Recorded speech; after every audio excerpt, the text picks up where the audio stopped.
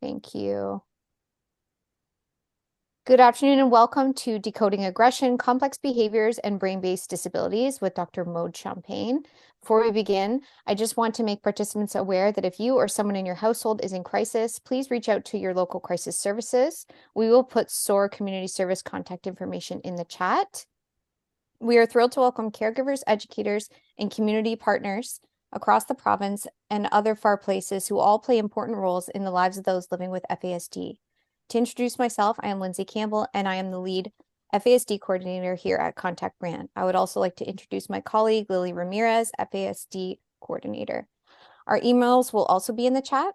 I want to thank Contact Brand and Health Nexus who have made this training and future training opportunities possible. In terms of housekeeping, I will go over some brief reminders. During the presentation, I will ask the questions that have been submitted to the chat on behalf to Maude.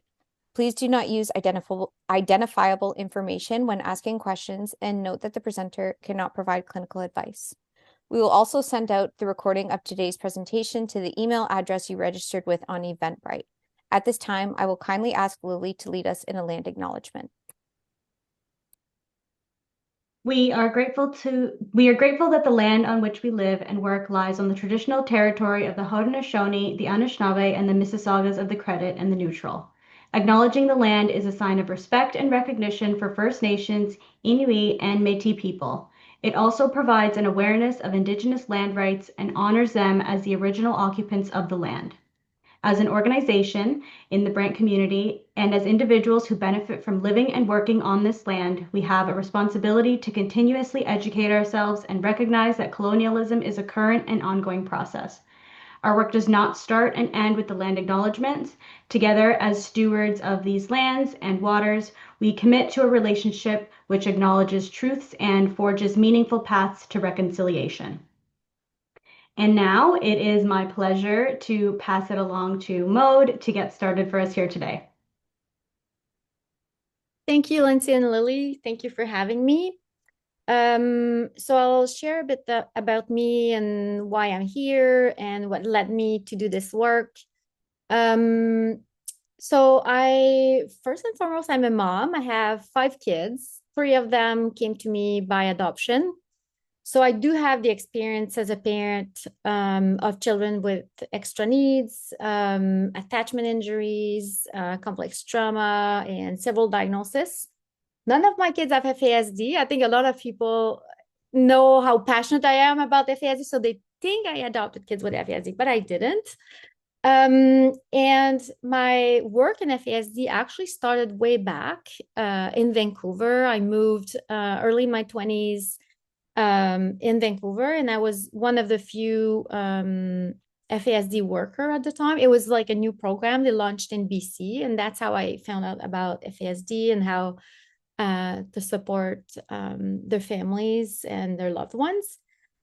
And then I moved back east, and we launched a program in Ontario. It was called Fetal Alcohol Resource Program, and it's before they launched the FASD worker program. So I was also a psychotherapist in private practice, and more recently, I work with Interwoven Connection.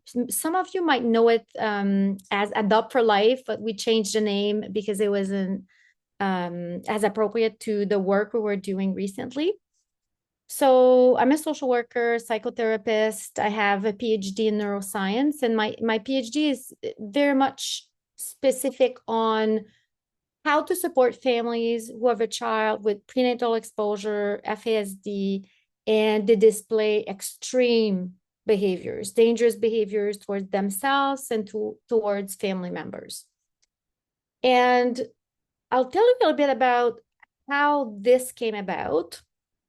So during the COVID pandemic, I decided I was going to do my PhD with Dr. James Reynolds at Queen's. Maybe some of you know him from his work in FASD. And what we were hearing from families in our research is how many families were struggling with severe behaviors in their home, and they felt like they had no support. And a lot of these families were struggling before COVID, but maybe they were able to stay afloat. And, with a lot of services, structure, routine. And these are key ingredients, as we know, to support people with FASD. But everything kind of shut down during COVID, and the support that people had, and to some of them, it was keeping them afloat. That's how I will describe it. It was lost.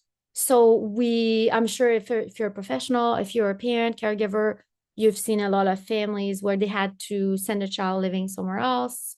Some people call it adoption breakdown. I don't call it that way, because sometimes you still have, they're still very much your child, but they live somewhere else. So we were seeing that more. And we were also seeing how caregivers were reporting um, life-threatening injuries sometimes, or microaggression, trauma. Their kids were traumatized. And I mean, the siblings, but also the children that they had who had FASD were displaying these behaviors. Sometimes it was towards themselves. So we decided, okay, we need to do something and find some solutions here. So this is something like an issue that we were seeing in the neural disability world. So that would include autism, Down syndrome, FASD, severe ADHD. And this is something we were also seeing in the adoption community. So we decided to join forces, Adopt for Life at the time, Interwoven Connection, and Kids Brain Health Network, and ask people, okay, what should we do? So we launched this big consultation in Canada, and it's called, and I'll show you the slides later. So it's called the Consortium on AFCCA, the Consortium on Aggression Towards Family Members During Childhood and Adolescence. It's a mouthful. Like, I did my PhD in it, and it's like I can't pronounce it. So anyway, we had in this consultation members of the community, adoption, foster care. We also had a lot of caregivers who had children in youth with neurodevelopmental disabilities. The most common was FASD in the consultation. We had also young people who were displaying these behaviors when they were younger, but had stopped. We had therapists, researchers. So it was very diverse in terms of different experiences and where we were coming from. And here was the first step. Okay, when we talk about aggression in childhood and adolescence, and we link that to people with disabilities, it's very stigmatizing. To be honest, because I was a therapist with people with FASD for a long time, and I've seen the stigma and how harmful this is to them, I'm like, let's not talk about this. People are not going to like it. And in fact, when we started talking about this, a lot of people were concerned. You cannot, further stigmatize people with FASD. And at the same time, we had parents going, but we're not getting any help if we're not talking about this. And this is harmful for all family members. So the first step was, okay, let's find a name for this. How are we going to call it? And maybe some of you have heard in the UK, in Australia, and New Zealand, they have tons of research on this. And they call it Child to Parents Violence and Aggression. So the acronym is CPVA. Sometimes it's Child to Parent Abuse, CPA. But a lot of us were uncomfortable with the name. It felt blaming. So in the consultation, we asked, okay, how can we call this so we know what we're talking about? I think a lot of us therapists were calling it dysregulation. Oh, my child's dysregulated, right? Or this young person's dysregulated, which is true. But to be honest, if, let's say, Lily was a mom, she came to me as a therapist and she said, oh, my son yesterday was quite dysregulated. I might just picture her son jumping on the couch or throwing toys. So I'm not overly concerned, right? But if she says something like, you know what, I think I'm experiencing AFCCA, I know what she means by that. AFCCA means her safety was compromised. Maybe her son's safety was compromised. Maybe her partner's safety, the sibling safety was compromised. the safety of family members needs to be compromised, to use this word.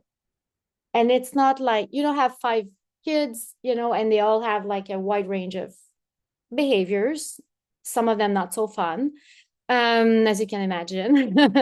And so, it's not like typical teenager or, toddler tantrums that we're talking about. We're talking about a pattern of behaviors, and not just once in a while. We're talking about behaviors that are happening often and are compromising the safety of individuals in the home. So that's a big introduction, because I think it's important to know where I come from with this, where this name comes from. I did not invent this acronym. I did not invent, this, the way we're talking about it. It's really coming from the community. And so you'll see me throughout the presentation using the term AFCCA. And this is because this is what is mostly accepted by the community. I'd say it's not 100% consensus. It's not a perfect, name, but it's the best we have so far. I will also say that we don't know exactly what we should do to support these families or to fix it. We have some guidelines now that we've been developing in terms of how we can support these families, but as you know, it's very complex. So I wish I came today with a magic wand and say, I'm going to fix this in your family, no more aggressive behavior, so everyone's safe. No, honestly, it's not how I come today. But I come with some, I guess, guidelines, or I'd say wisdom that we've learned through the past few years, and what actually is reported as helpful from caregivers and from the young people who are experiencing these things. So before I share my PowerPoint, I also want to say, if you have any questions throughout, ask them. Feel free to interrupt me. All good. Sometimes I'm thinking of resources as we go or based on the questions. So I'll send them after through Lily and Lindsay. And yeah, so let's get started with the PowerPoint. Okay.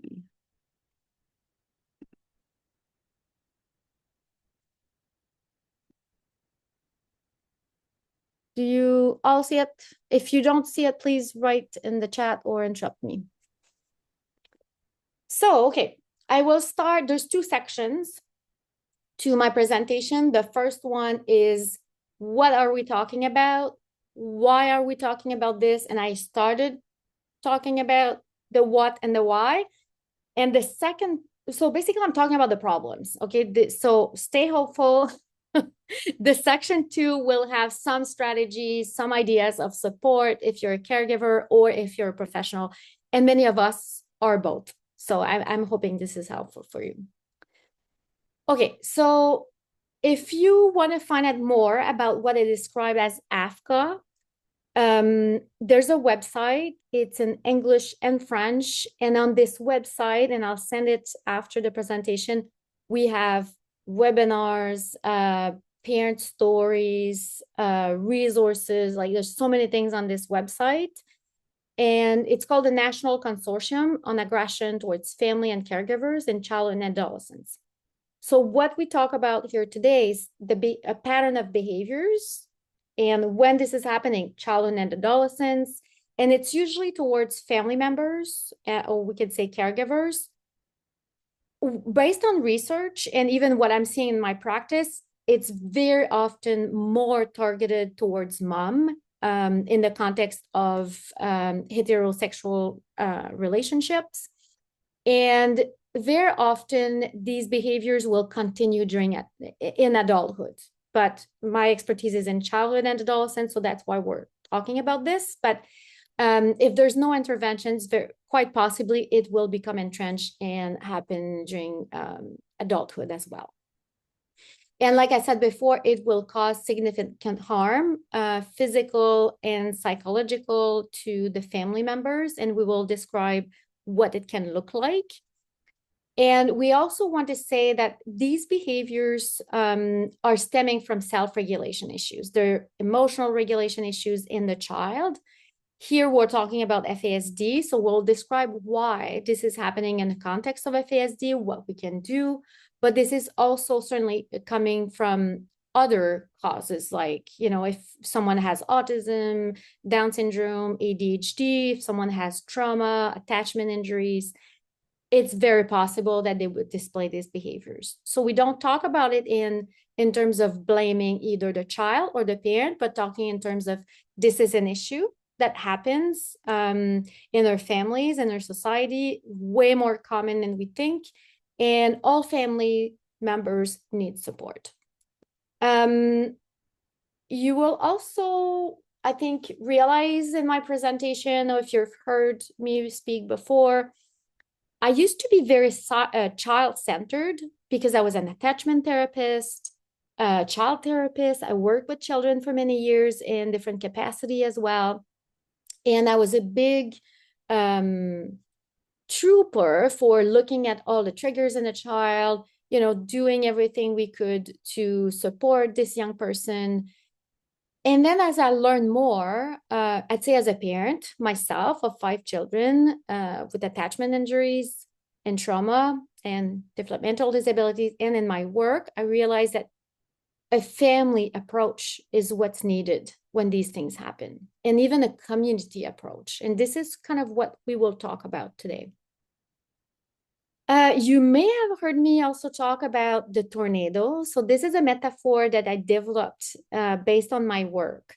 So in every family, there will be inappropriate behaviors. It's like the wind, okay? In every single family, there's wind behaviors and children that we don't necessarily want. And in some families, there's big storms. And in other families, there's tornadoes hitting the family, and a lot of the family members will become injured. And this is how I describe AFCCA. So what we're talking about here is maybe the extreme of the spectrum. And what we include in that spectrum is like when the child hits, scream at the top of their lungs, say things that are really mean to other people around them, make gestures that are life-threatening, could even make threats of killing their parents, family members, hurting the pets around them. Some of them self-injure, and when it's in the context of making threats around their family, sometimes we include that in AFCCA.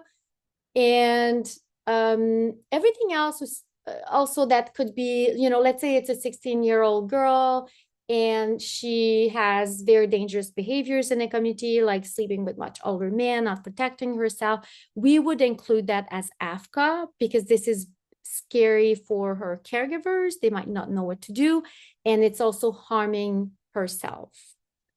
If you have any questions of what is included in AFCCA, please ask away. But before I keep going, I'm interested in the chat to know, what comes to mind, you think, when we think of AFCCA? If you find, let's say you go to dinner with some friends, relatives, and you start talking about your work or your family, and you say, okay, well, this family has a child who hits them a lot. It's very scary. It's pretty much out of control. Mom was injured last week. What are some of the conceptions about, or misconceptions or ideas about this family? So I'm interested not necessarily in what you think personally, but what you think other people think. So you can use the chat if you want.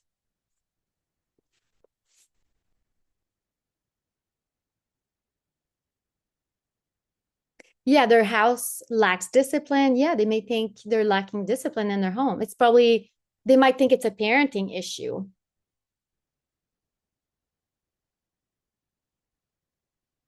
Yeah, too permissive. They'll let everything go.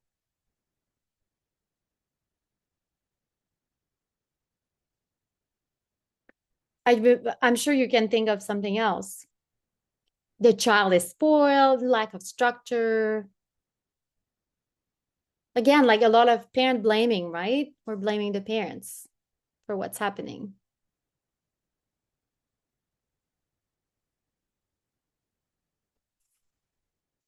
I'm not seeing anything else at the moment, but yes, this is basically what we hear, right? We blame the parents and sometimes we blame children.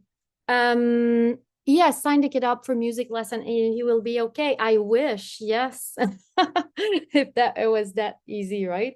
I remember we even had a politician like in Ontario a few years ago who said, well, if I did this in school, my parents will have solved it with like, basically meant spanking. So yeah, they think parents are not strict enough. Sometimes what I hear too is, oh, parents are too strict, they're not filling the needs of their children. And I think very commonly, if you are in this field like me of, helping the child recover from attachment injuries, trauma, and it's often, tied with FASD, where like let's provide more accommodations. Maybe there's like a trigger you didn't notice. Maybe you're not doing enough. um and then parents start really walking on eggshells. They're like, what's going on here? And what's really difficult, I think, for parents who are struggling with these big behaviors, and even more so with FASD, because very often you don't see it in the child's face, right? You don't see it externally, so you think, there's something wrong with either the kid or the parents. It's probably the parenting. And the parents are really experiencing that blame. They're experiencing the stigma of having a child who doesn't behave well. It behaves extremely. So it's hard to ask for help. And it's hard to also not blame themselves even. I would also add that in our society, we're trying to assess parental skills based on the child's behavior. But when you have a child who has brain-based disabilities, attachment difficulties, complex trauma, you cannot assess parenting skills based on the child's behavior. You cannot. You have to look at what is the parent doing? How is the parent responding? And even so, if the parent is not appropriately supported, very often the parents are so burnt out that, yeah, it's possible they will have reactions that are not 100% appropriate. I had those reactions myself as a caregiver. So I want us to start thinking in terms of, even if you're a parent, even if you are a professional, I want you to start thinking of the parental experience.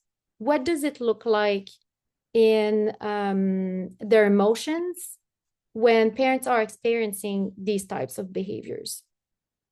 So this is based on research, and this is also based on what a lot of families have shared with me. So many caregivers are isolated. Anytime they ask for help, they are being blamed. And the blame can come from Children's Aid, for example. It can come from their relatives. It can come from their friends, from the school as well. And I don't want to also blame other people, but very often people don't know what to do. They don't know how to respond. They don't have the right information. So what happens is a lot of caregivers will say, you know what, I'm not going to ask for help anymore. And they end up being quite isolated. It's also the shame that they experience. Like, it's hard to talk about some of these behaviors. They're pretty extreme. So the shame leads parents to stay isolated very often. There's a lot of guilt in them. They might feel like, did I do something wrong? Maybe I'm not seeing the triggers. Maybe it's my own attachment. Maybe I didn't find out about these services before. Like all these what if are very present in families who are experiencing AFCA.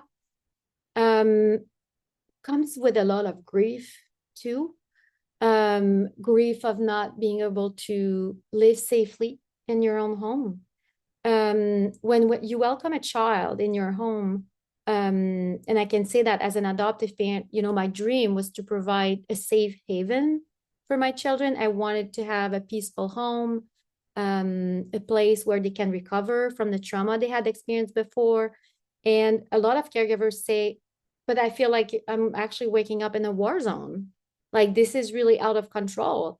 And that brings grief, the grief of maybe not being able to go to work anymore because they have to take care of this child full time, the grief of normalcy, um, the marital conflicts that can happen in these contexts as well.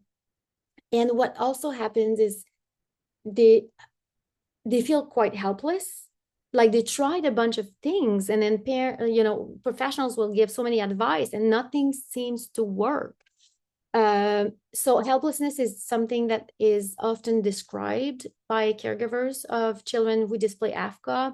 Hopelessness, feel like there's no hope for the future. When I say a sense of stagnation, what I also notice, and I've seen it in the literature, is parents end up being firefighters kind of thing. Like there's a fire here, a fire there, but there's no sense of, okay, I need to get my child to maybe at like 23 go live in interdependence, maybe in a supervised apartment, and maybe these are the skills they need to have. Like this is not even on the table. They're just waiting for the next crisis, and how are we going to deal with the next crisis, and also how are we going to avoid those crises. So this is kind of like how the world evolves for some families who are in extreme crisis. The other thing that I'd like to talk about is the ambivalence. And it's kind of about the values that we have. So I'll give you some ideas of some of our values. So most caregivers that I see, or all of them, I would say, they're extremely committed to their children, extremely committed. They would basically die for their kids. Like they do everything. It's really hard for them to have a moment to rest because they're giving so much to this child. And yet some of them have to make the choice of having the child living somewhere else because it's too unsafe. So like they are in this ambivalence of like, I really value safety, and yet, I am not living in safety at all. So that brings kind of confusion and ambivalence, and some of how do you live your values? Or, I feel like I really want to promote family unity. We need to eat together, our meals. This is so important. Go on vacations together. And then, and the other side, they're like, but this is so extreme and unsafe when we eat together that I can't do that. So they often feel like they're not able to live according to their values. Do you have any questions or something to add on this, like in terms of the experience of caregivers? Okay, reshare what AFCA stands for, aggression to, okay, thank you, Lindsay. Yep, okay. I'm not seeing anything else about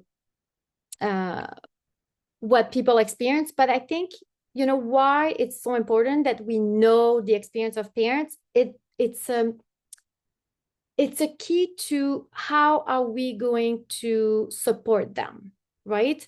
So if the issue is only, okay, we're trying to fix the child, we're trying to fix the behaviors, what if we cannot do that?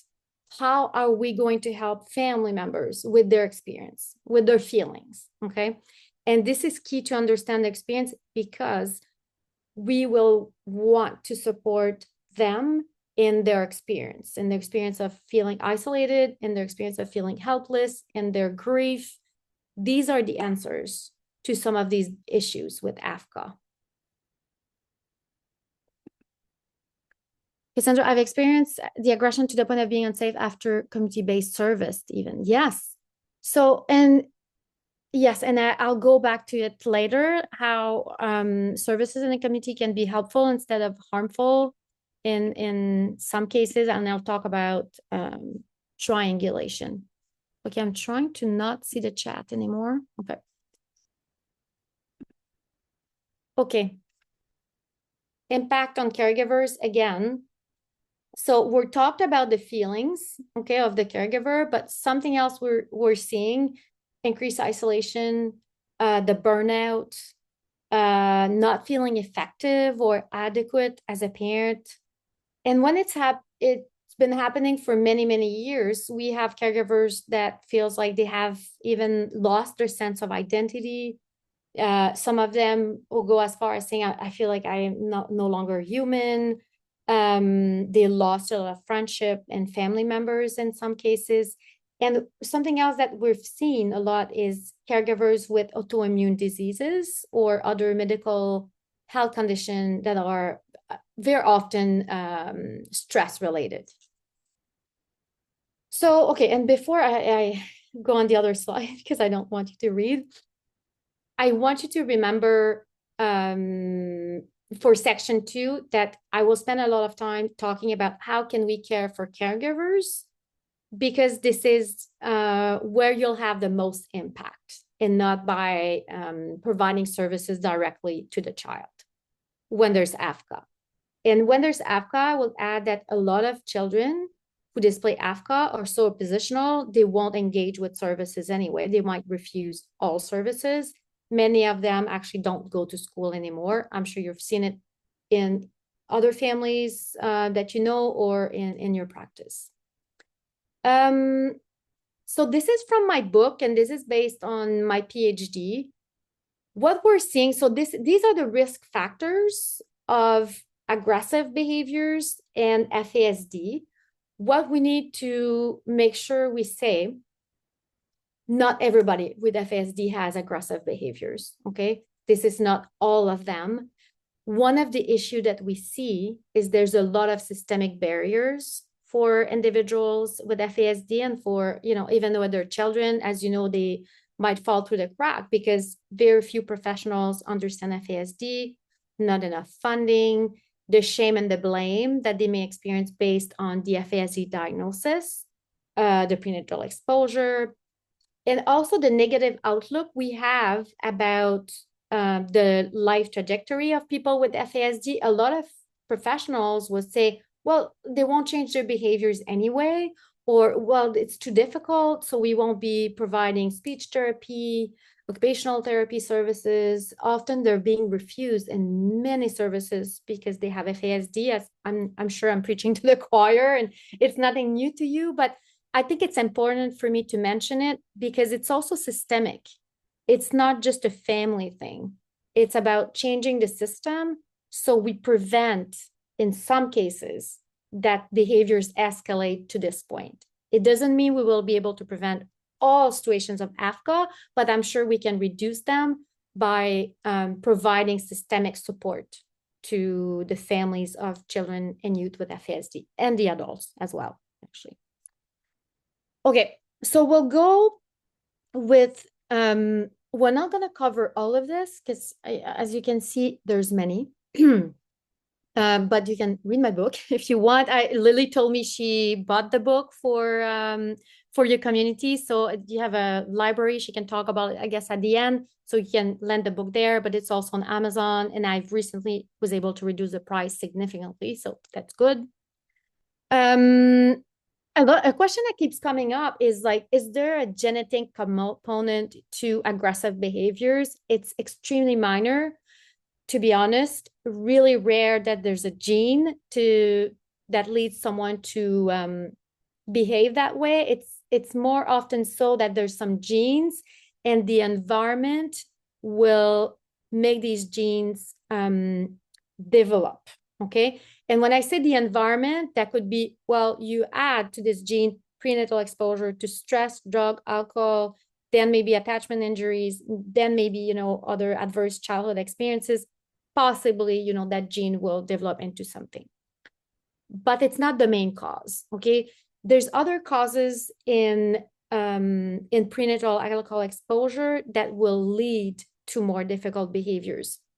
So as we know, there's a lot of sleep issues in FASD, over 90%, and sleep issues has a correlation with behavioral difficulties, being quite impulsive, not thinking before you do something, executive functioning issues. It's all Do I plan ahead what I'm going to do? Do I think of the consequences? All the sensory issues, if it's too noisy, if I'm feeling really warm, even if it's not, or the opposite. All these things can lead to more problematic behaviors, being really rigid as well. Like it's hard to be flexible. Okay, there's a change of plan here. We all know for someone with FSD, that can be extremely tricky. And so these are the biological cognitive factor in the individual. And then you have the environmental factors, okay, that add to it.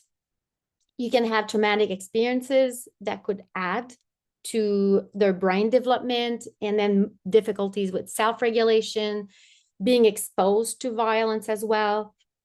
And a note on that.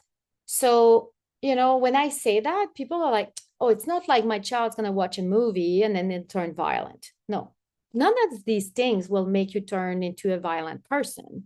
It's usually a big puzzle. And then you have multiple risk factors. So the more multiple risk factors you have, you'll be more inclined to engage in some of these behaviors. Okay. And maybe you'll have more difficulties not doing this when you're older. So exposure to violence, if you take someone with FASD, they are quite suggestible and vulnerable to what they might see in their environment or on TV. So they're more suggestible to what they're seeing on TV actually, and to media. But it's not enough in itself to go, oh, okay, that's why he became, aggressive. That's not enough. Not having the right peers, unfortunately, our kids are often in special need classes. It might be good, but also they're seeing things that are not appropriate, more of these behaviors that we don't want in our home. The social rejection, bullying that they may experience at school will also make them more inclined to difficulties with aggressive behaviors. I did write inadequate parenting, and I think, if you look at all these things, what comes to mind for people in general who don't know about this, they'll be like parenting practices. That's the only thing they can think of, but there's so many factors. And what we have to keep in mind is it doesn't mean it's that. Like all the family members that I work with, honestly, they're amazing parents. Some of them even give courses on how to parent. It's not a parenting issue. It's all these other factors, and these kids need extreme parenting and they need a community to be able to care for them and keep them safe. The psychological and affective factors are also quite important, and we don't hear about them as much in the FASD field. I won't cover all of them, but the hostile attribution bias I will talk about later in this list, because this is something that I'm seeing it across the board, unless it's a child with severe autism who's nonverbal. Okay, maybe I won't see it, but everyone else, especially the ones with FASD, have hostile attribution bias, and I will explain what that is later and what we can do about it. Okay. And why is FASD unique? Sometimes I give training on AFCCA, aggression towards family members, and I just include, neurodevelopmental disorders, complex trauma. But FASD is quite unique. As you know, it's difficult to get a diagnosis. Many of our kids are diagnosed with other conditions, so they get sent to therapies that are actually not recommended for FASD. Also, there's a lot of medical issues for people with FASD, comorbidities. There's over 400 comorbidities, like even one that I think is causing problems for us, I mentioned it before, it's the sleep issues. And the other one too is early puberty. For many of them can cause a lot of problems because you have the hormones to deal with of a teenager, but they don't have the emotional capacity to manage the complexity of, that these hormones will bring. The stigma as well of FASD is it's an added layer. A lot of our kids are not thought about their disabilities, about how their brain works. Many of them have difficulties accepting their diagnosis, their parents as well, especially in the context of birth parents. And there's also a big connection to trauma. It's really hard to figure out sometimes if the child's acting this way because of their attachment injuries, their trauma, or if it's the prenatal exposure to alcohol. But like I said before, it's a big puzzle and you have all these elements, and sometimes it doesn't matter why. It doesn't matter if it's one of these elements. What we know is that this is how the brain was shaped. Okay. What we also know based on research, the caregiver burden is much heavier. I don't like to use the word burden, but in the literature, that's what they use very often. It's all the stress that caregivers are experiencing. And this is often because of the stigma. Like, people don't know what FASD is. They don't know what to do. They place all sorts of expectations on the child and on the parents that are unreachable. And these are extra layer to the support that their families need. I'm just going to stop sharing for a second just to look at the time. Okay, we're good. We're good. Okay. Before we get to section 2, I want to talk about shame. It's in my book, but there's also a video that I made on YouTube. So if you go on our YouTube channel, you type shame in the child, Maude Champagne, FASD, no, AFCCA, actually, you'll find this. And this is something that I've always seen in children with FASD, especially if there's also that trauma and attachment disruption component, which most of them do have, is anytime they do something wrong, even if that was really, really bad, like they compromise the safety of other people, they will use the shame shield. Okay, they may lie, say, no, this is not what happened. Okay, and the FASD field will be like, oh, I don't know, it's confabulation. I have another video on that on my LinkedIn page. I'm sure you can find it. So, people with FASD may lie. Sometimes all human lies at some point. Sometimes it's confabulation, which is a memory issue, but sometimes it's a lie. They don't want to get in trouble in the moment. It happened many times that, for example, my client grabbed something in my office right away. I saw them and I'm like, did you grab that cookie? It's not that they don't remember. It just happened. They have it in their pocket. They're like, it's a shame-based answer. It's not confabulation. So we have to be careful when we say they never lie. Always confabulation. I wish it was that. No, it's not. Blaming others. It's not me. It's this other friend. And sometimes it's really random. Like it happened with one of my children. He fell, I think it was like, 20 meters away from him. And he's like, he started blaming me that this is my fault because, I don't know why he fell, but it was my fault. And so we see that. And minimizing, oh, it's not that bad, like not understanding that, they pushed their parents down the stairs. It could have been really bad, but they would minimize the consequences. Aggression is, let's say you start talking about, okay, you hurt your brother, when you said this, and then they can turn aggressive verbally, or they can turn aggressive physically, and or turn into using, we will see that later, dismissive behaviors. So it's like, you're a bad parent, you don't care about me, you don't know what you're doing. And right now I'm using words that are still polite, but that might come with like very mean and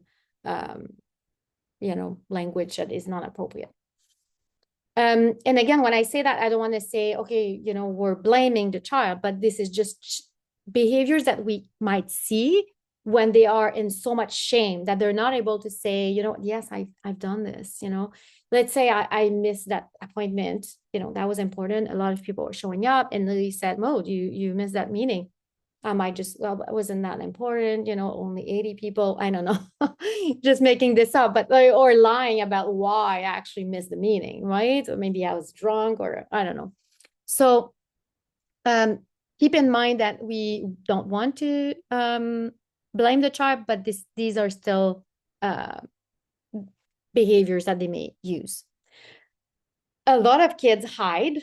Okay, when I say hide, some of them really hide behind the couch, okay, literally, but some of them might hide in their room, only playing video games. They don't want to go to school anymore. They don't want to engage with family members, with friends. And I'm sure you've seen a lot of teenagers since COVID who are stuck in hiding. And this is also a shame-based behavior.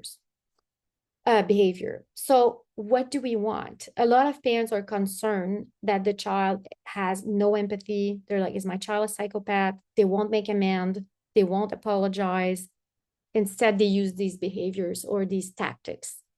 And of course, these children need therapy. But if they don't want to engage in therapy, there's other things you can do as a parent to support your child. So very often what we will try is not to be confrontational about these behaviors as much as possible, unless it was something that compromised the safety of the young person. We will also try to have other people with a caregiver if you need to address some of these behaviors and go in a way that is supportive. So, okay, I've seen that this happened. How can I support you next time so no one gets hurt, for example. So we always try to take a supportive stance in terms of how we will address some of these behaviors, but also not expecting that they will make amends. This is a long process. And to be honest, in my practice, I've seen many, many children who had a lot of these shame-based behaviors. And through the years, they were able to make amends. They were able to apologize. They were able to not turn as quickly to these shame-based behaviors. And even with FASD, and even having enough self-awareness to recognize some of these strategies that they had. So before we move towards more like the solution, can anyone has questions on the shame shield or even lying and confabulation?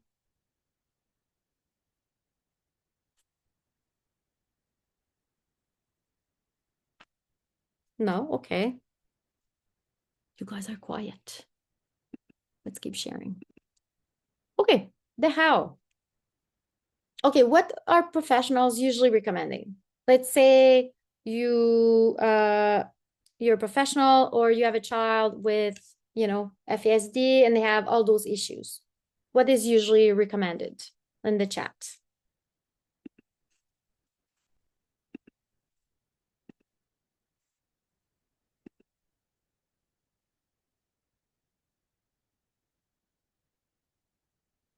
No one's talking. Are you guys there?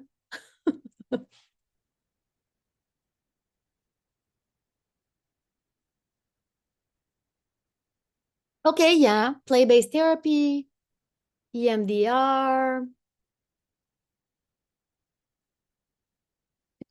environmental changes. Yeah, so like adapting the environment.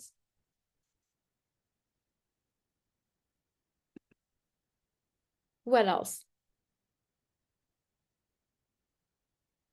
Oh, learn more. Okay. Thank you, Nick. Yeah, we send the parents to more courses. We'll send you to Triple P. Then learn some more. That's why you're here today. No, I'm kidding. Sensory accommodations. Yeah. Anything else? Behavior therapy, sticker charts.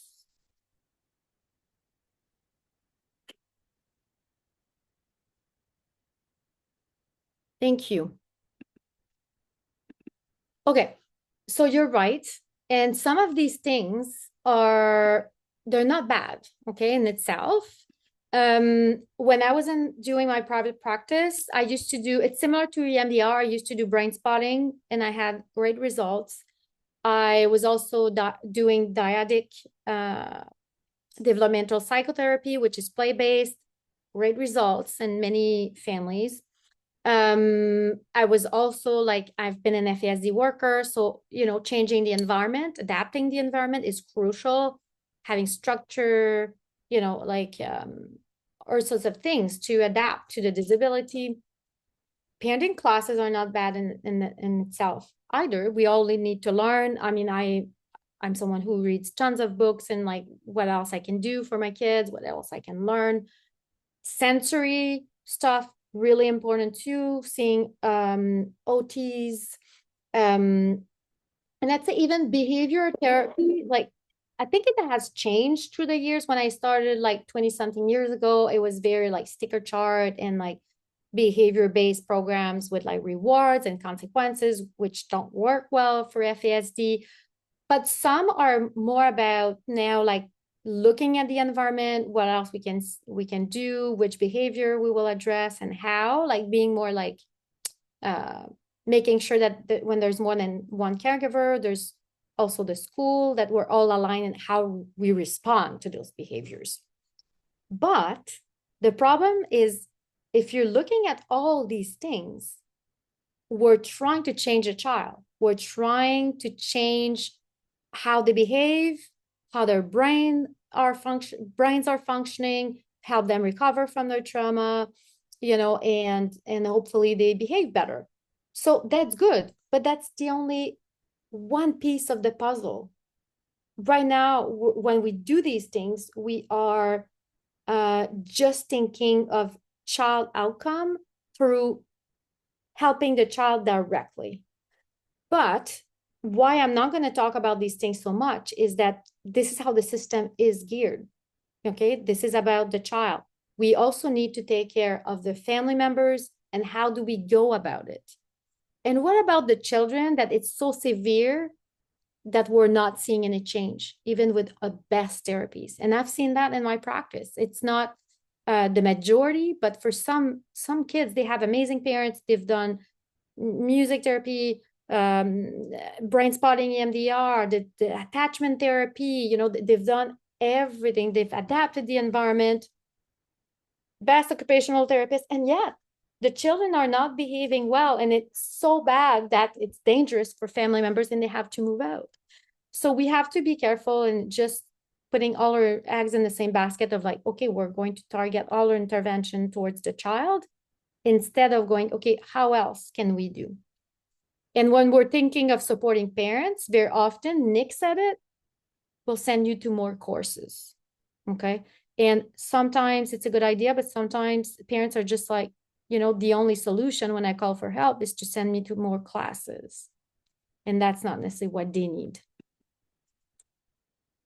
What we know, let's say you're thinking, and I've shared that in a training I was giving recently. I had a sibling who was severely disabled. Like she was just laying in bed, she was blind, and she was in an institution. Like we couldn't take care of her because she needed 24/7 care. And do you think that parents, like other parents, were telling my parents or professionals, just go to more parenting classes? That's why she cannot live with you. No, the level of support was so gigantic that we could not take care of her in a family environment. That also happens with FASD. And what my parent needed was not more information necessarily. What they needed was to have a community, a strong community to help them, to support them, to validate that concern, to help them grieve, and to not just look at the comfort of the child or what they need, but what they needed. And something else that I will talk about soon is that a lot of our caregivers, they have many, many unmet basic needs. Sleep, quiet, peace, safety, being able to eat healthy food, being able to exercise, going to work, all these things, if they want to, all these things are basic unmet need, social life as well. And for many, many years, many of our caregivers have not been able to address these basic needs. And what we want to do with, for example, NVR, and that's an intervention that I teach people about, is we want to strengthen the anchor. The anchor is the parent, okay?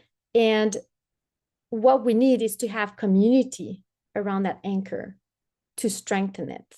So they're more able to take care of their children, and they're more able to also have their own needs met. And also thinking of the partner, if there's one, and also thinking of the other children in the home. And we will talk about the siblings as well. So NVR is a community approach, and you'll see in my slides how we can integrate community to take care of parents. So like I said, you know, a lot of our caregivers have unmet basic needs. And if you're a professional, I really encourage you to start listing some of these needs of the parents you work with. And sometimes you pick one. How can we increase safety if we cannot change a child's behavior? Even then, how can we increase the safety? So if you cannot drive safely in the car with your child in it, who else can drive your child? Who can come with you when you're driving your child? Can you take the train to go to appointments, for example? Sleep. How can you get some sleep? Make sure this need is met. So sometimes they have to be extremely creative and make sure they have decent sleep. How can you have moments of quiet or peace? How can you make sure you attend your own medical appointment and you're just not trying to extend fire for your own child?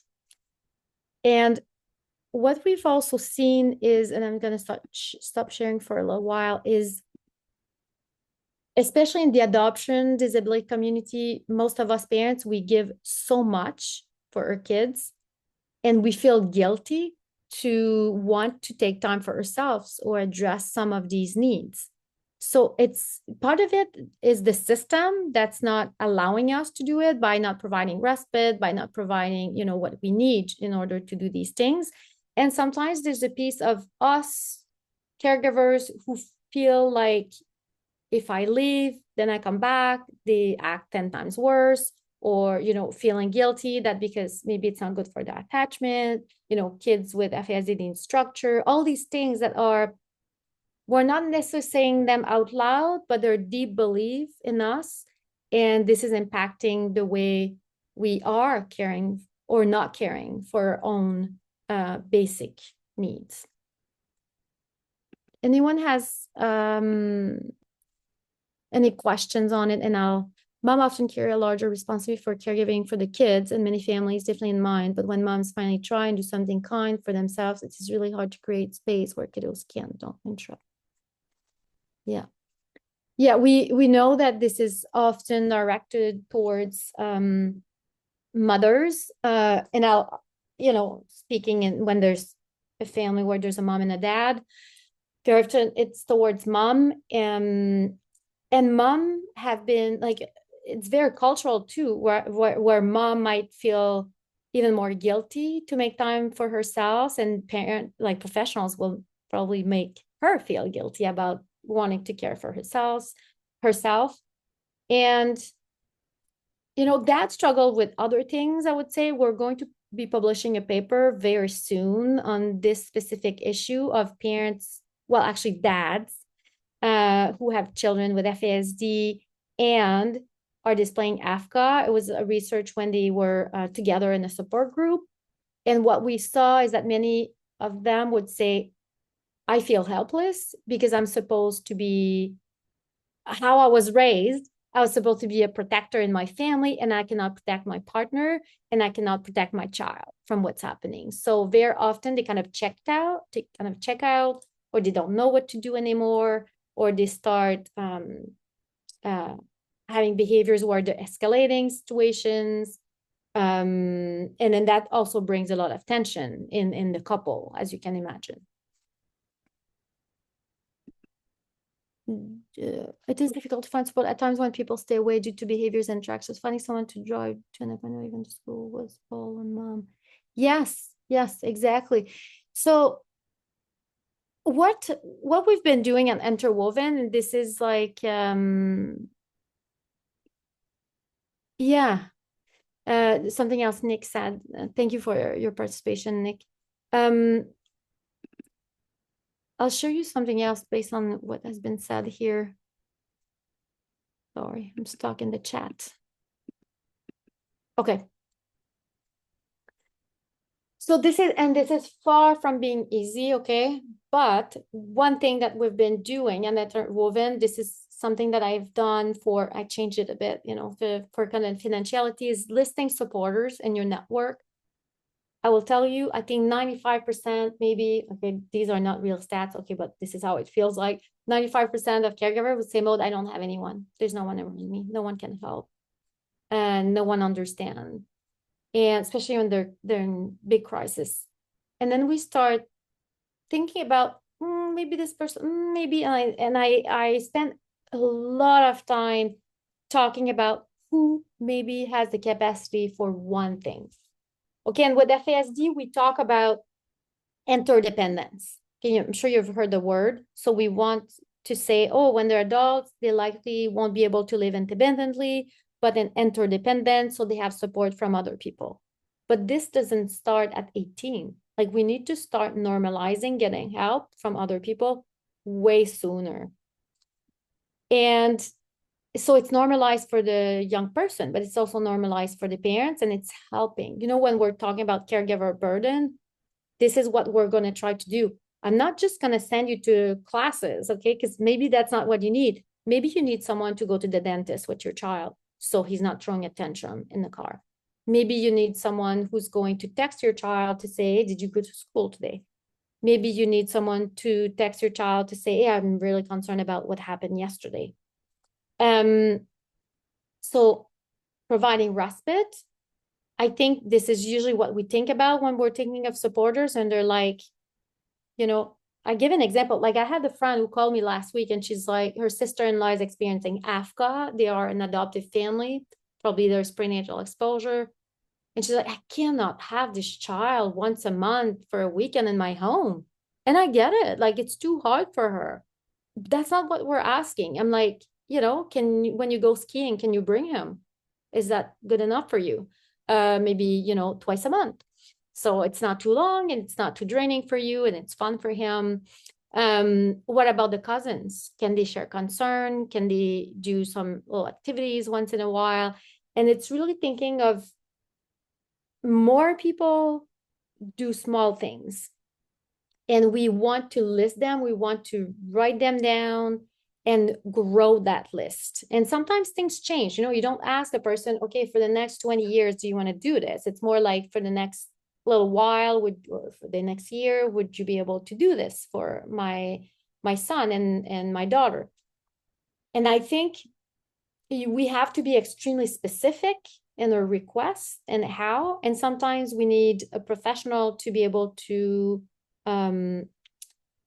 give information about why your child's acting the way they do in some circumstances, and how to support the young person. So, and I know this is hard, but what we saw is the more people that the families had around them and were able to rally supporters, the better they were able to recover. And we just saw them, like, even if the behaviors were the same or even worse, if they had other people to help and strengthen that anchor, it was way much better in terms of the parents' well-being. Because at its core, we want the family members to have a better well-being. We want to improve their quality of life. That's what we want. And just going back here. Yeah, so for example, in the car, I know it's hard sometimes to find someone. I had caregivers, they asked neighbor, they explained, sometimes sharing the diagnosis. I feel like sometimes people respond better if you say my child has experienced trauma when they were younger, more than saying my child has FASD. Ideally, it will get the same response. Sometimes it's not the same. Yeah, so and it does fall on the parents very often to find other people, but I feel like if we spend more time planning ahead and have a list of people who know that we might text or call, then it's better. So think of the supporters not as people who will provide respite, but who will normalize getting support from others. Also, based on research, we know that the children who are not launching, they become extremely dependent on parents. They still live with their parents when they're young adults. And they are basically, the parents are the only source of support. It's often that the parents also think of themselves as the only source of support because they did not have other people involved. And it takes a while, to be honest, to develop that circle of support. And it's not going to make everything perfect, but I tell you, it's worth it. It's worth it. And you need other people to sometimes help you think it through, especially if you're in crisis. Don't try to do this alone. Something else that I want to share. So at Interwoven, we have a peer support program. So as you can see, I'm a therapist, but I'm also a parent of children with special needs and difficult behaviors. And there's nothing like talking to other people who are experiencing this, who know what you're talking about. You don't have to explain everything. There's a level of comfort. And we've seen that even parents who have kids with extreme behaviors, even when the behaviors don't change, they start healing once they feel like they're not the only one who are experiencing this and they feel heard. Something else too that has been shared to us by parents is they don't feel believed, or they're not actually being believed.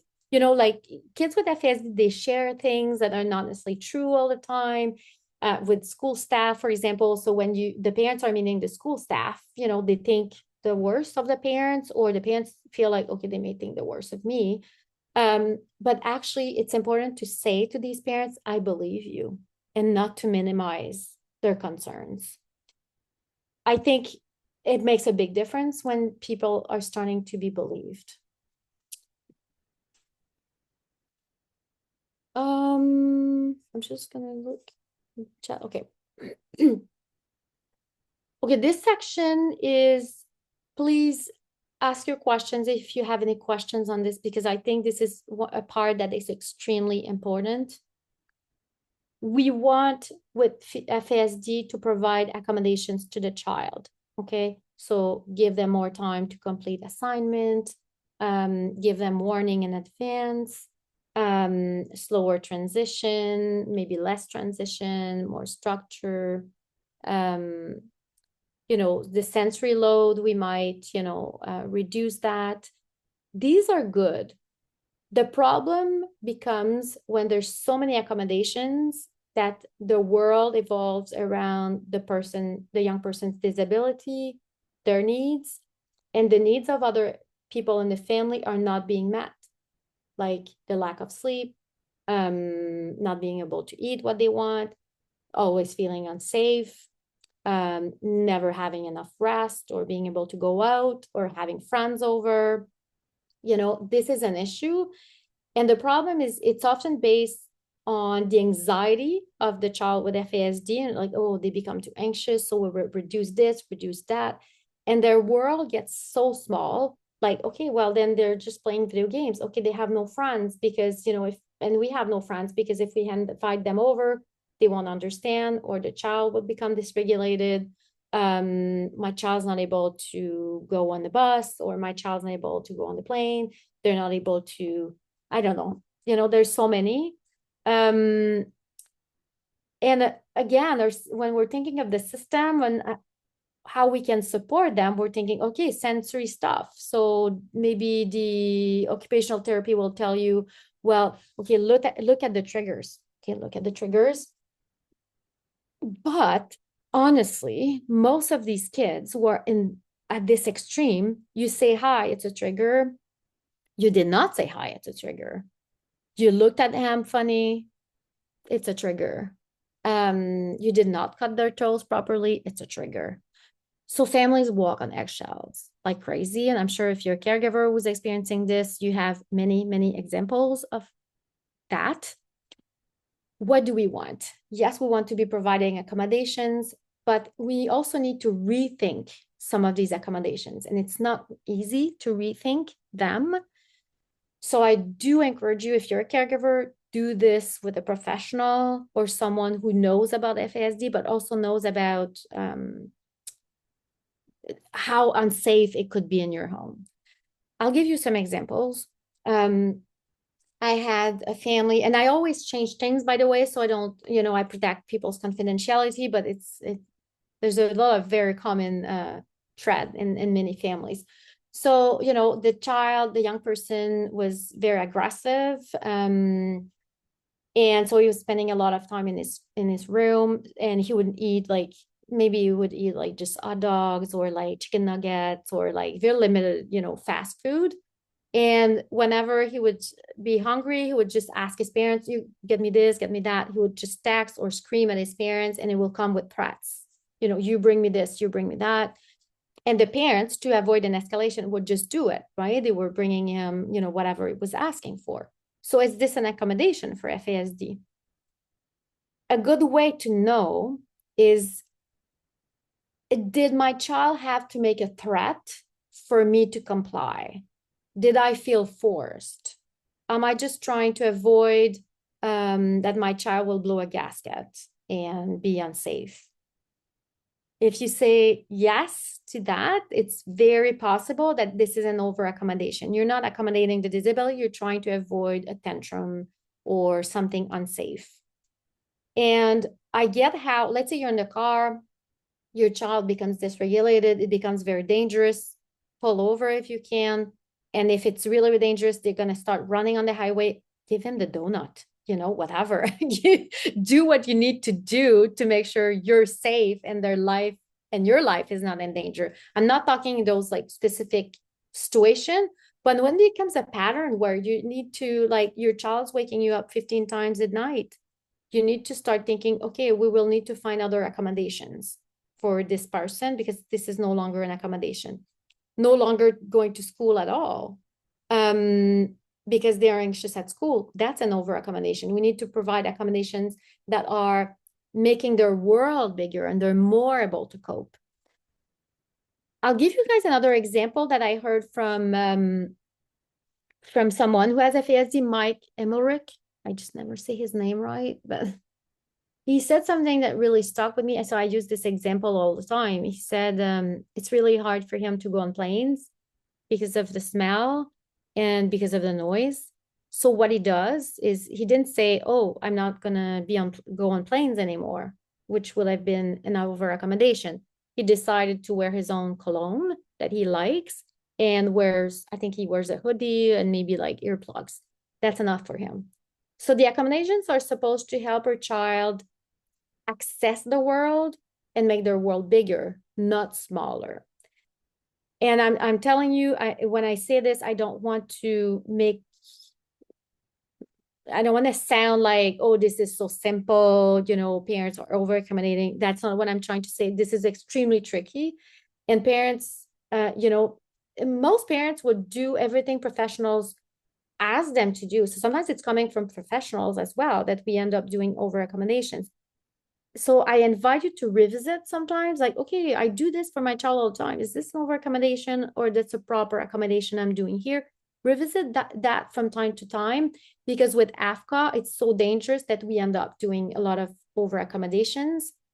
And what we've been seeing is we do treatment. Sometimes there's no more aggressive behaviors, but then the child has no life skills. And there's crazy amount of over accommodations around them that we need to remove. So that's why I'm telling you this. Is there any question on this one? Because I think it's super important.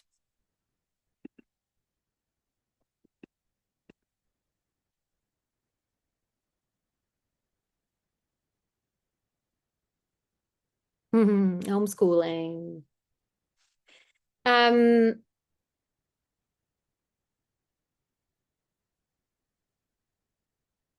Yeah, so Cassandra was sharing how it's difficult to find family and friends who would care to recognize reactive attachment disorder. Yes, all these conditions like FASD, reactive attachment disorders, it's hard for people to understand them. And that's why sometimes I think we need the support of a professional to meet with people. You think, I think there's hope for them to understand some of it. They won't understand everything and they won't do everything perfectly, but at least have some understanding so they know it's difficult and they will want to help. Sometimes I had a lot of caregivers where they decided to say, my teenager is really struggling with their mental health. I think a lot of parents, a lot of adults now have a good idea of like mental health problems, what that could look like, and then say, if I have this and that, can I text you? Can you come? Or can I ask you for this? And then sometimes we even write a note or an email with them and say, the professionals have recommended that we do this, that we ask for help. And then something else that Nick said, yes, there's people who decided to homeschool.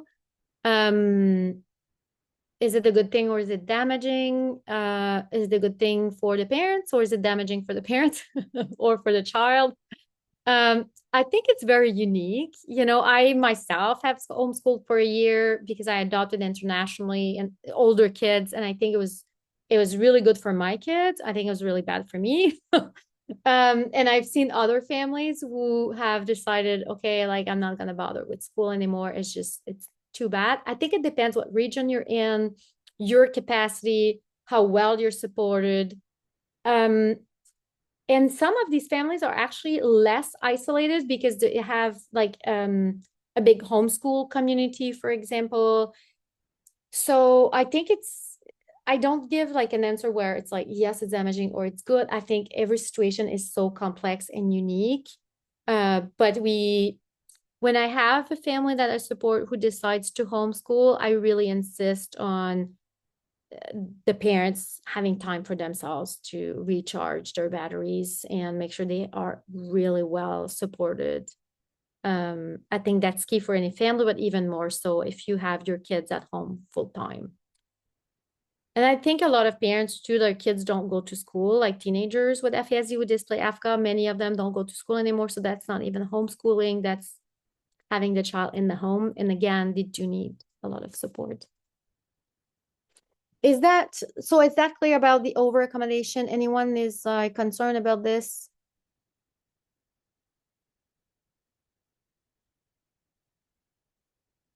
So rewarding certain behaviors when a child is able to use it to their advantage.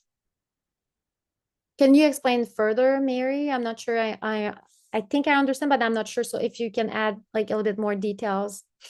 And Leah said, what should a parent do to stop over accommodating? That's an excellent question. Thank you.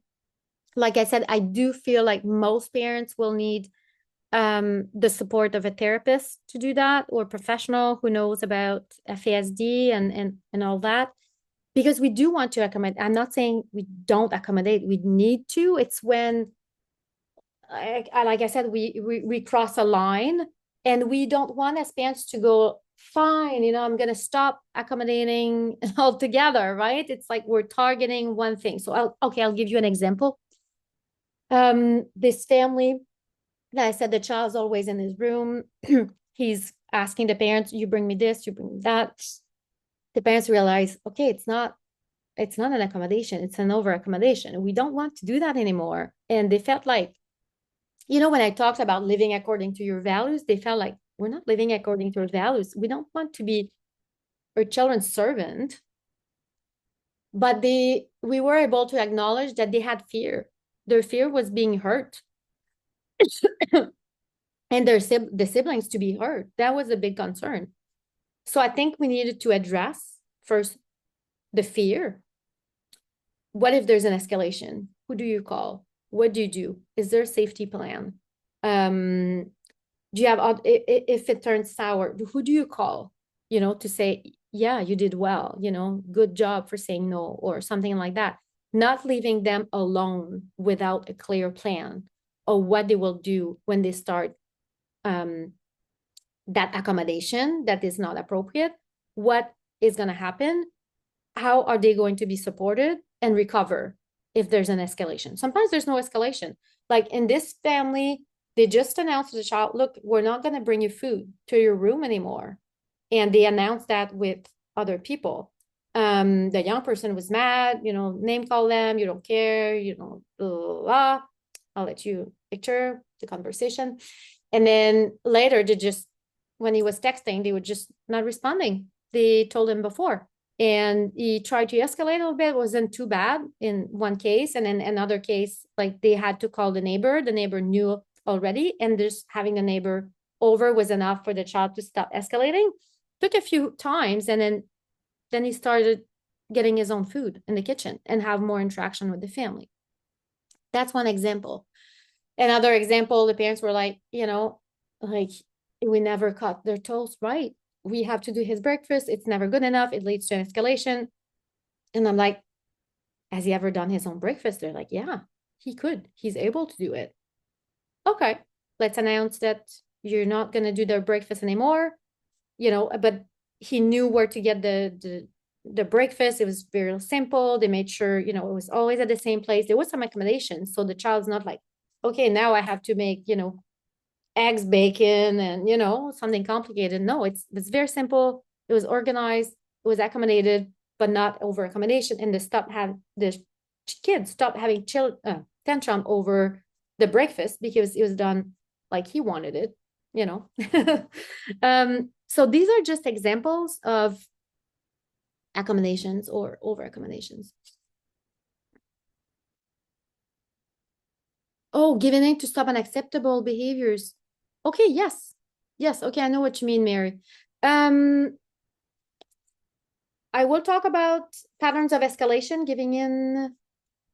So I'll answer your question later. Thank you for clarifying. In my family experience, lack of accommodation in school center, stolen graduation to the current accommodation needs the child could only supply my peer.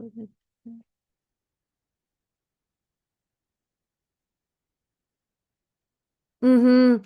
Yeah, I think you're talking about the educational system, and it's really hit or miss, to be honest. Like I had families where, a lot of accommodations are provided to the child. And even more so, sometimes you need the right accommodation. Like recently, I met with a family. The child always escalates in gym class. So what the school decided is like, okay, he's not going to go to gym class anymore. But that's not the point. It's like, okay, what's missing, in terms of accommodation so the child is able to go to the gym class, or maybe for less time, or with a different group, or with less people, right? Like trying to figure out what's in the way, but still um, making sure he's able to go. And yes, sometimes it's the school system that's not, I mean, they're cutting funding, so it's not getting better right now in many regions, unfortunately. Okay, boundaries. So, oh, I'm just gonna look at the time before. It's annoying because when I'm sharing, I'm not looking at, okay, we have another half an hour. I'm gonna need water. So if everyone wants to take like 1 minute, get some water, go to the bathroom, I'll be back in like a minute just to have a slip of water. Thank you.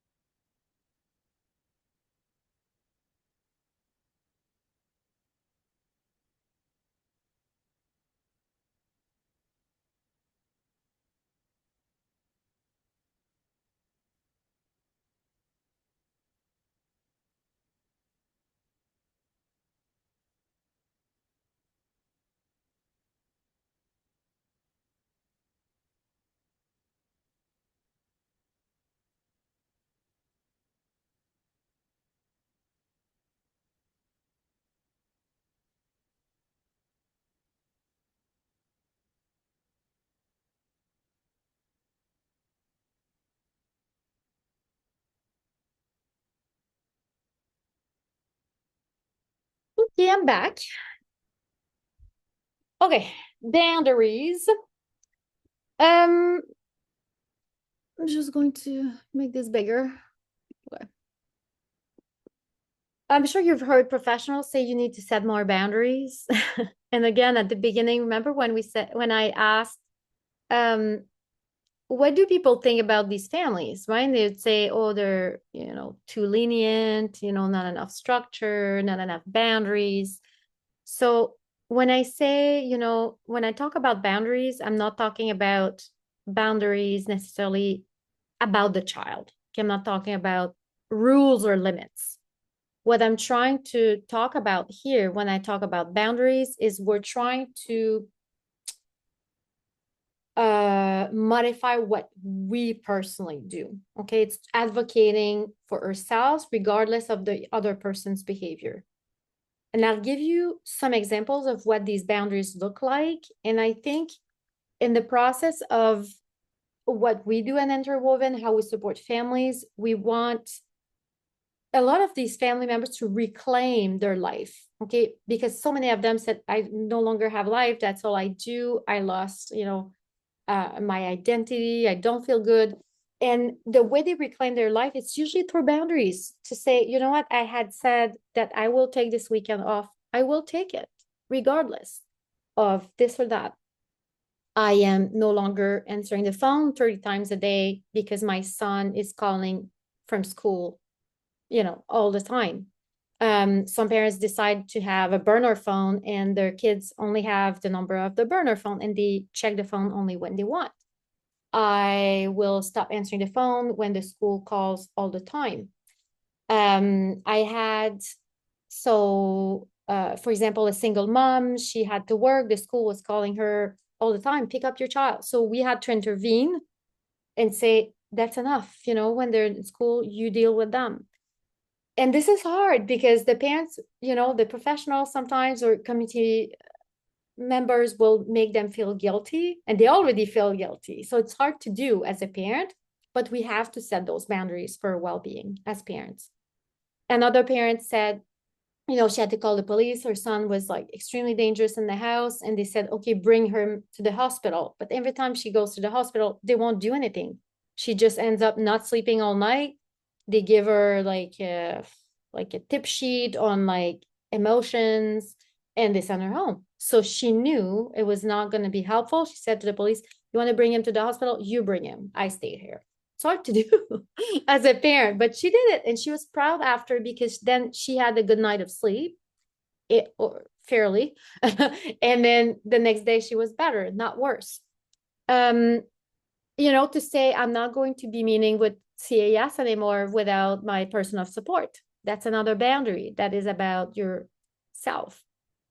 To say I'm not going to drive alone with my child anymore. That's a boundary that you can place for your own safety. So these are, I want you to think of boundaries when we talk about this. I talk about it in my book as what do I value and what are the boundaries that I need to put in place to preserve my well-being or to reclaim my dignity in some areas.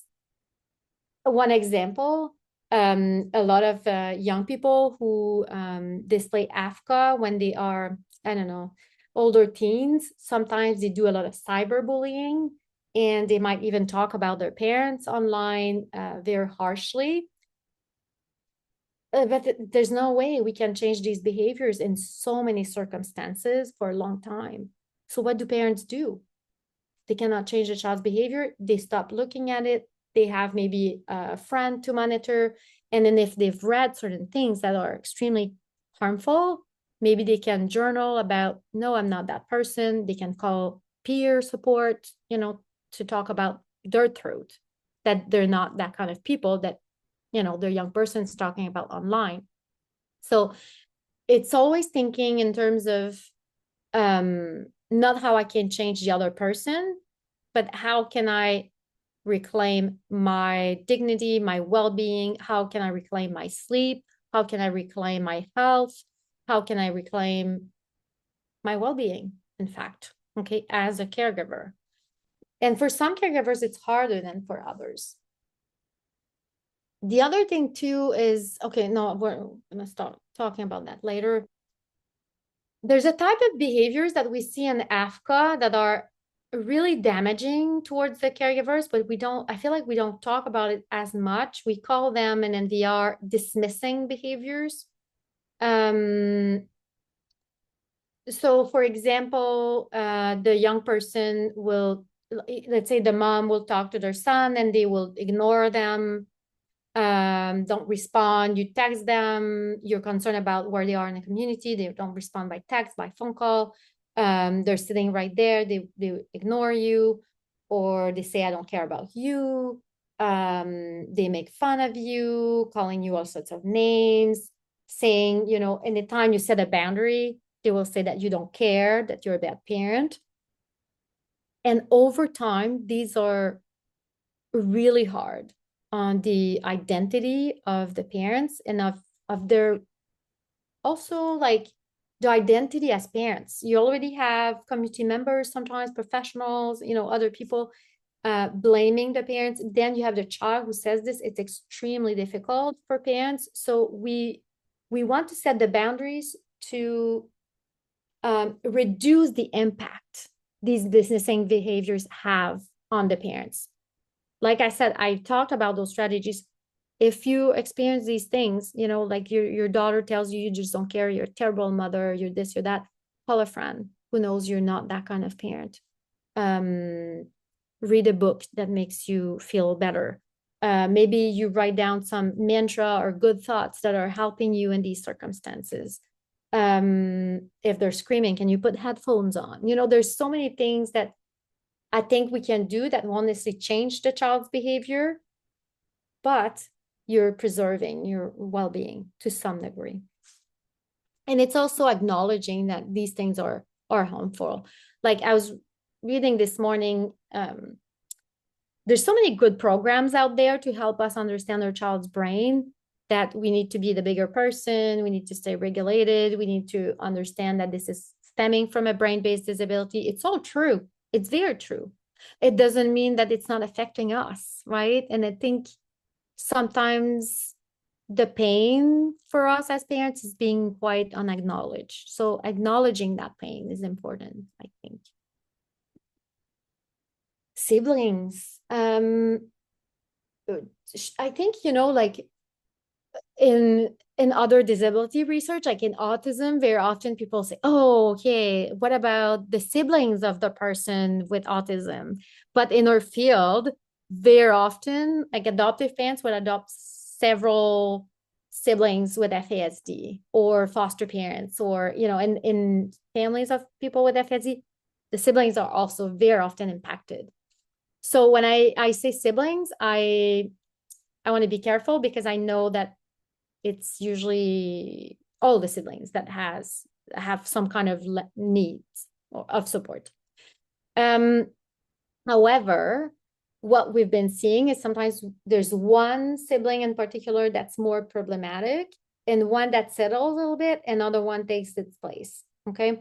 And that's because it's the concept of voices. So in the family, there's usually one voice that we hear more. It's their needs, and the world evolves around them. Once that's settled a little bit, another voice takes their place. So we want to make sure that we're listening to all voices in the family, even the ones that are more quiet. And parents already have a lot on their shoulders. So I'm not saying that like, oh, one more thing you need to do, but just keep in mind who else.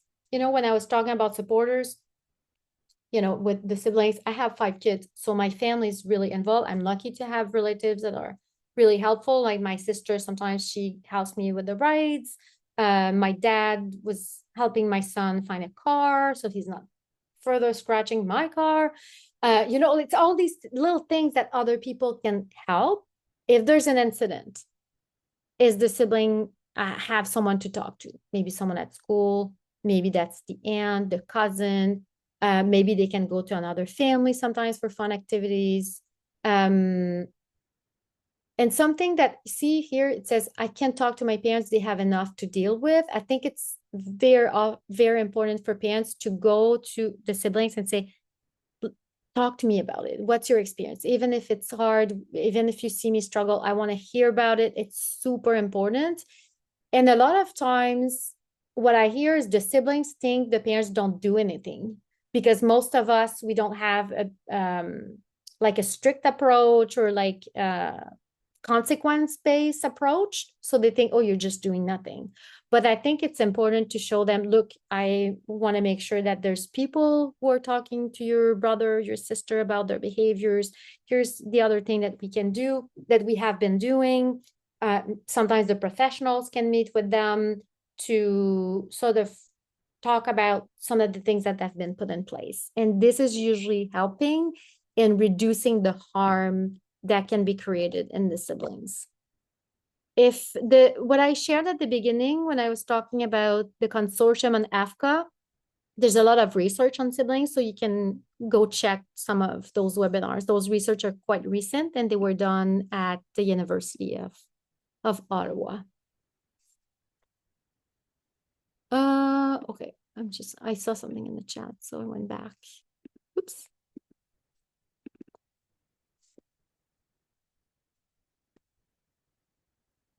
Okay. Okay, this one's a little funny because this morning I was using this and I realized that the mom has a crop top. So my graphic designer did this anyway. Okay, triangulation. This is such an important topic. I talk about it in my book, and I think I have stuff on it on my it might be a video or tip sheet that I have on my LinkedIn page, but I do have a resource. It's free.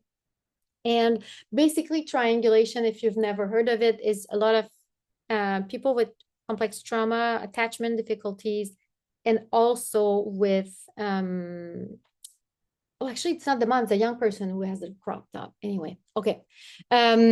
They might go to the professional and say, here's what happened. And maybe they're lying, maybe it's confabulation, maybe it's both, but they may say things that are really bad about their family members, about the parents. And they can also come come home and say, this is what they've done in school, and that's not exactly what happened. So, based on research, what we know is usually for good practice, we need the version of the person in the community, wherever that is, the caregiver, and the young person with FASD.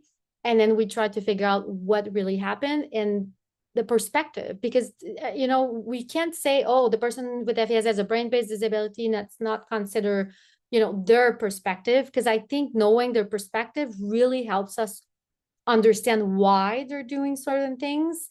And that it doesn't mean they're lying. It might be true what they're reporting, right?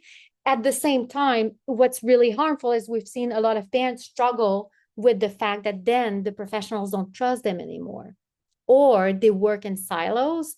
So then whatever the professional, let's say the therapist, says to the young person, they come home and then the young person doesn't remember or is not able to use the strategy. Something else I was seeing in my office, whenever I was working with someone with FASD, I always had the parent with me in the room, at least for a big part of the appointment. Because anytime I would ask the young person, like, how's it going this week? What happened? They're like, nothing, everything's great. And the parent's like, this is, I've got things to say. Even when your child's older, and is allowed to have confidentiality, I think it's important for professionals as much as possible to at least get a one-way perspective. So like the parent could send a note to the professional in advance on FASD in general, other diagnoses they may have, and on situations that may have happened. And the more we're able to work as a team, the best this is going to be. This is crucial to work as a team with people with FASD, especially if there's AFCCA, because of something else I wanted to show you. I talked about it at some point. Where is it? Okay, here. Remember we had this graph at the beginning and I'm like, I'm going to talk about hostile attribution bias. Here it is. So all kids that I've seen who have AFCCA have hostile attribution bias. Hostile attribution bias is basically you don't think that the other person means well. Okay. You think, so let's say I tell my child, like, I don't think you can use my car. You don't have a driving license. So, a neurotypical child who doesn't have attachment injuries will likely be, yeah, that's fair. I guess it's not legal and my mom cares. So, if I get caught, I'll be in trouble. Maybe they'll be upset at first, but, they'll get it probably. While someone with neuro disabilities, and especially someone with trauma and attachment injuries, they don't think adults mean well very often. So they think, okay, she doesn't care. She doesn't want to lend me her car. She's so selfish. She wants to keep the car for herself. They're always on my back, having all those rules that other people don't have. It's not fair. They're so mean. And then they say that to other people. Okay. So we want to make sure that other professionals are aware that these children, very often they have hostile attribution bias. Anytime you say no, you set a boundary. Even if you do something nice, even sometimes they have hostile attribution bias, they will think you don't mean well. So when we keep that in mind, we want to first always state your intention, and state your intention even to maybe the school, the professionals involved with your child. So if you, okay, I'll give you an example. Like I had a mom who said, my child cannot have a lot of clothes for sensory reasons and organizational reasons for my child. So they have limited clothing. It's always clean, but she wears almost the same thing, very often. So the school was kind of like, eh. So she had to explain why she was doing that. That's not a good example for hostile attribution bias. Sorry, I'm gonna find something else. But my idea was just more like sometimes I think professionals think parents are too strict or too rigid. So sometimes we have to explain our reasoning. But even so with children saying like, no, you cannot keep your phone in your room after 9 because I've noticed that you stay on your phone and then you end up being very tired the next day. So if you go with like a long explanation, sometimes it's worse, like because you start getting into an argument. I'm just saying, as much as possible, state your intention. State that you mean well. Maybe they'll have dismissive behavior and say you're mean, you don't care. Okay, doesn't mean you turn this into an argument, but state your intention first. The second thing is, I've had a few parents who said, now that I know about hostile attribution bias, I notice it and I take it less personally. So they're like, oh, okay. They'll turn into hostile attribution bias. That's it. It's not about me. It's not that I did not say it right. It's not that, I'm a mean person. That's just how it is. You may ask yourself, why do people with FASD have hostile attribution bias? What we think, and a lot of them, even if they were in their family, at a very young age, don't have like severe trauma, we see that there's some attachment injuries, it seems like. And what we've been assuming or thinking is that a lot of our kids, they get in trouble all the time at daycare, at school. People don't understand their disabilities. They have a very consequence-based approach. And it leads them to think that they're bad and that the world is bad or other people are bad. They don't really understand that has an effect to sometimes that, okay, adults put certain boundaries for a reason, right? That it's beyond, like just me and what I need right now, what I want. So these are probably the reasons why we see that more with FASD, that's extremely common. I'm curious in the chat to know if other people have seen this.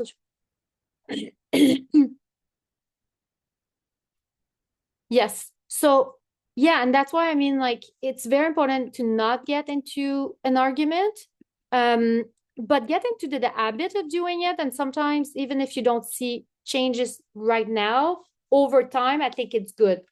And it's good to have other people. That's why I was getting into that conversation with the school. And I'm like, no, that's not a good example. But I've seen recently, like, the mom was struggling so much with the school system and for good reasons.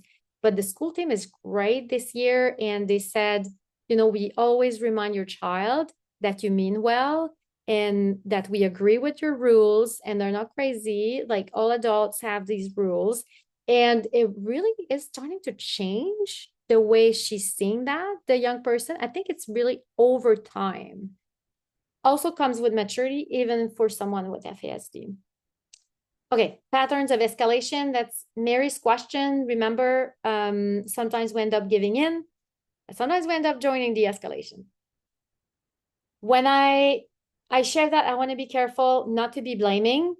We all of us have these patterns of escalation. I was used to be more into joining the escalation, but because I'm a very stubborn person.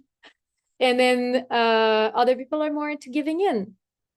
We all do it. The problem becomes when we become very polarized in the family. So let's say, one parent is always about giving in. They think they're providing accommodations maybe, and they're like, okay, I'll give you this, I'll give you that. You ask me to give you a ride, or you'll, burn the house down, so then I'll give you the ride. And then the dad hears it and is like, what, you're gonna give him a ride? He just called you name. So then joins the escalation. Or the siblings, right? Remember, the siblings are probably not neurotypical. They might join the escalation. So giving in is basically when you say yes, when you shouldn't. You give the child what they want because they've been harassing you or because they're making threats.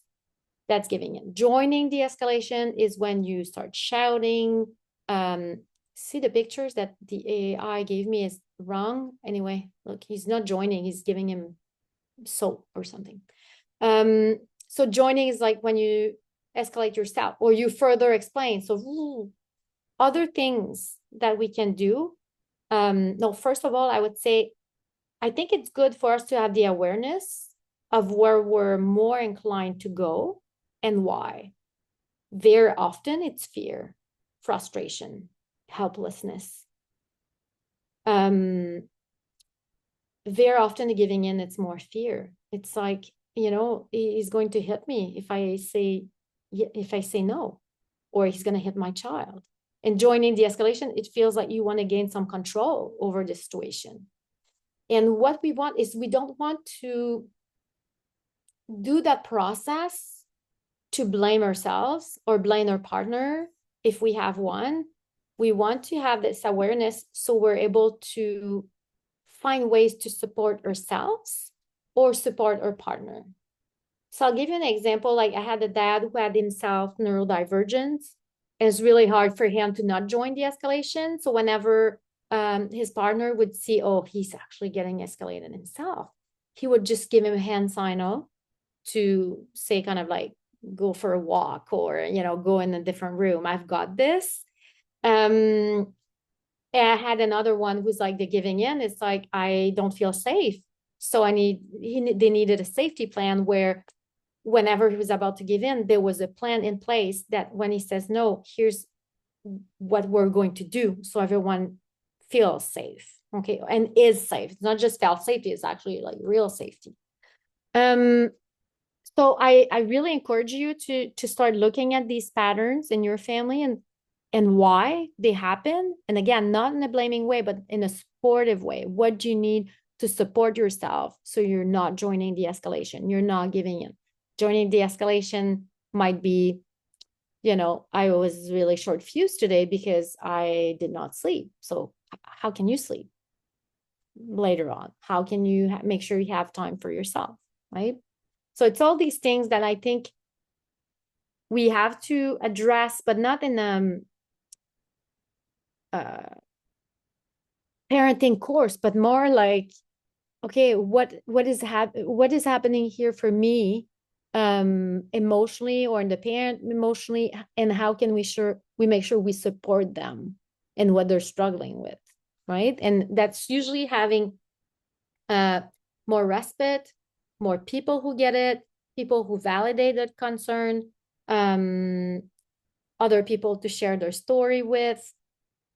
Ideally, the behaviors of the child will improve. And there's tons of programs for that. And like, people like me who talk about, providing accommodations and all these things. But I think we also need to take care of the caregivers. And that's usually how we're able to have more progress. So I had a few more slides on attachment just in case we had more time. I want to leave you on a few resources. So I have a book. It was purchased by Contact Brand, so you can ask them to lend it. I'm not sure how, but it's also available on Amazon. I also have a website, Facebook page, LinkedIn, YouTube. So I have like bilingual resource on all these platforms. You can follow me if you're interested. I will also send you the consortium website. If you are a kinship, customary care, foster, adoptive parent, you have access to services at Interwoven Connection, used to be called Adopt for Life. You can register as a parent, like I said, or a professional. And then you have access to a lot of resources, therapies, peer support. And we also have a YouTube page. You can go under AFCCA and you'll see that we have tons of videos for families who are experiencing AFCCA, videos for the supporters, for professionals, for parents, how to build a circle of support, for example, how to address shame in the child.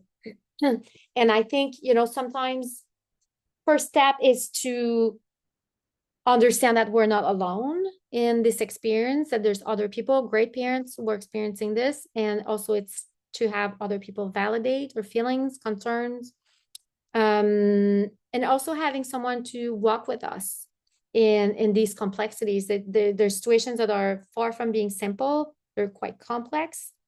And I also, if you're a caregiver, I really encourage you to, if you feel like you're quite lost in this space, to also start thinking about how can you reclaim your life. And some parents would say to me, I think reclaiming my life right now is reclaiming my sleep.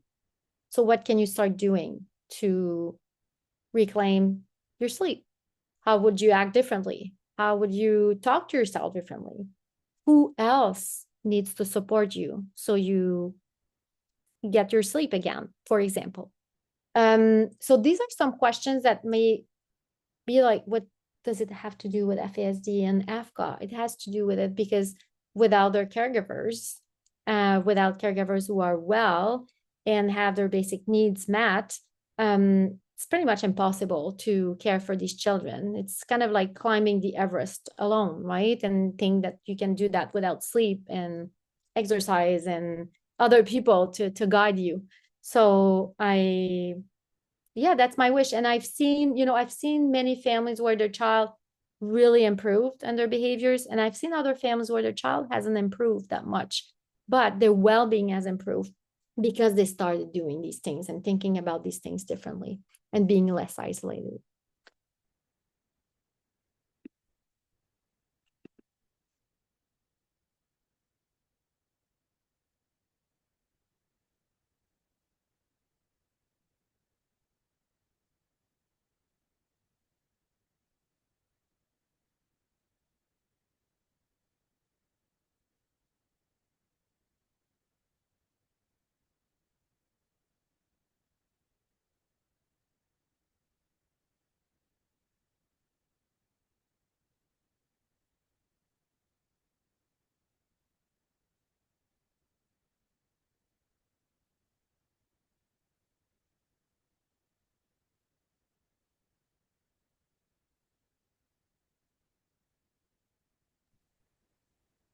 Do you have more to share, But Maude, or yes, it's like I lost you guys. It's so bizarre.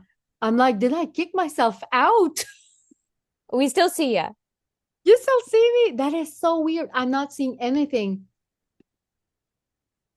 Okay, but you're gonna have to tell me what's in the chat. Yeah, that's okay. I think there's just a That is couple. so bizarre. It's never happened to me. I think there's just a couple comments. Dysmaturity is a big challenge in our family, which links to hostile attribution bias. Our 14-year-old doesn't understand that they can't do some things because their maturity level is that of an 8-year-old. Can you say the last part? The siblings, you said? Don't Because understand. their maturity level is that of an 8-year-old. Right. So do they mean, what do you think they're asking here? I think it was more just a comment in regards to the hostile attribution bias. If anyone else has any other questions that they want to plug into the chat, I can read them. Yes, from please, Maude. because I'm not seeing, it's like I'm back on my, that is so bizarre. Honestly, I was like, kick myself out in the process, freaking out. Okay. So, but to go back to that, sometimes it's hostile attribution bias, even if they're really young. I think we see it with, I have bio kids and I have kids that I adopted, and I see the difference, maybe less now because they're doing better. But my 5-year-old, I think she had tantrums sometimes, my bio daughter, but it was easier then to have the conversation of like why I said no, for example, while some of our kids, especially if there's that attachment piece, it's harder to have that conversation and make them understand. And again, it's a spectrum. Not all of them are like severe in that. It's also for some psychologists call it mentalization problems. It's like the capacity to understand someone else's behaviors, which is which is impacted in FASD. And unfortunately, with the trauma, some of them will really interpret things as being very negative. And just a couple other comments in the chat. Someone talking about how family isn't really accepting of dysmaturity because the adolescent is now 20 and looks like a grown man. And that, the youth thinks everything is unfair, or parents are just being mean for denying things that other 14-year-olds get.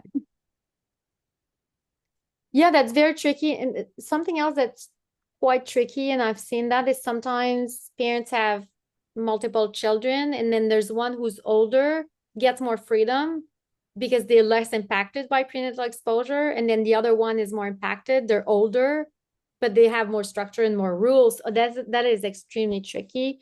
I do feel like parents need to, I always go back to community and having other people who have your back and re-explain things, reaffirm things.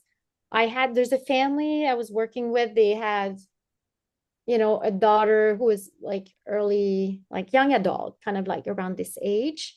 And I don't think all the family members understood the dysmaturity piece, but they were still always saying, your parents mean well, your parents, they love you, and that's why they're doing this and that. And over time, it really changed her mind. And she started wanting to be more collaborative in terms of like the rules they were setting or the expectations, if that makes sense. And they were very appropriate expectations for someone with FASD.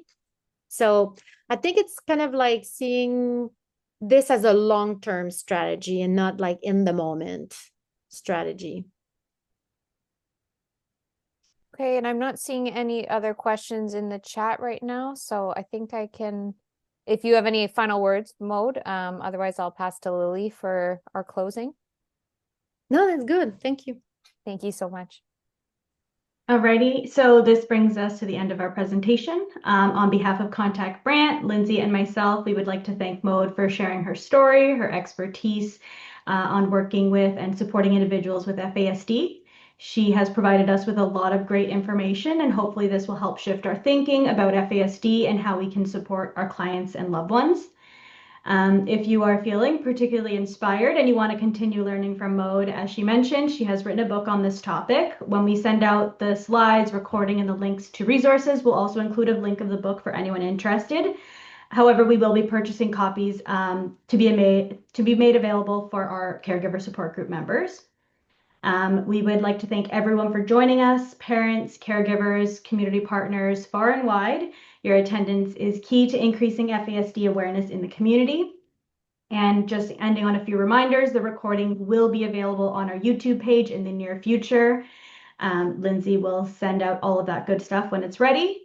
And if you have any specific questions for either myself or Lindsay, our emails are in the chat box. And again, thank you to Maude for joining us today, and everyone have a great weekend. Thank you so much. Thank you all.